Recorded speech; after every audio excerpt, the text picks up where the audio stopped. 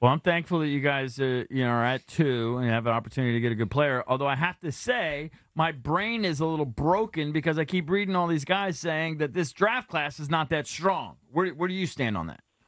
Yeah, I think there's a competitive advantage to not being out there saying that this draft is super strong if you're trying to move up and move around. So I think there's some gamesmanship going on that. Like I said to a few people in our staff for sure, there's good players in every draft. There's going to be all-stars in every draft. We got to do our best. There's not a clear 1, 2, 3, which actually gives us more opportunity to see more people and have more players come through D.C. for a visit. So for us, it's an advantage.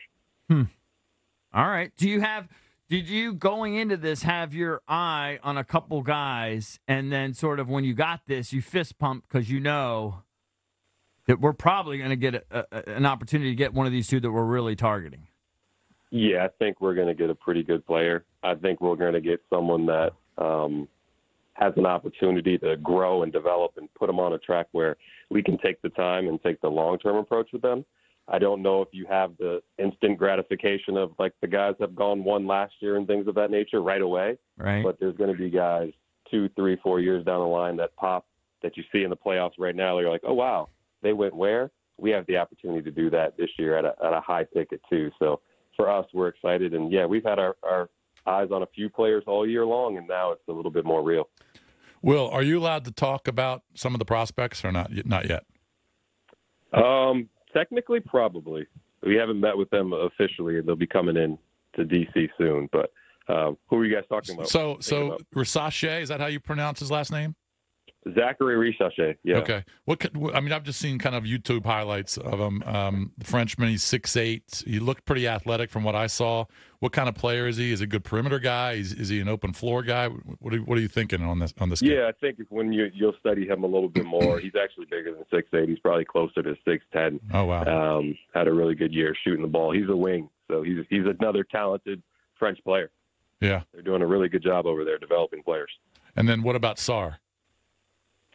Sarr obviously played in Australia, so for him, he hasn't been in France in a long time. He had a path where he played in Madrid and got out of France and really studied their development, spent some time in Atlanta and OTE, and then spent some time in Australia. So his path is a little different, but he as well, I think when you get the measurements, is going to measure well and has an opportunity to be a pretty good player too.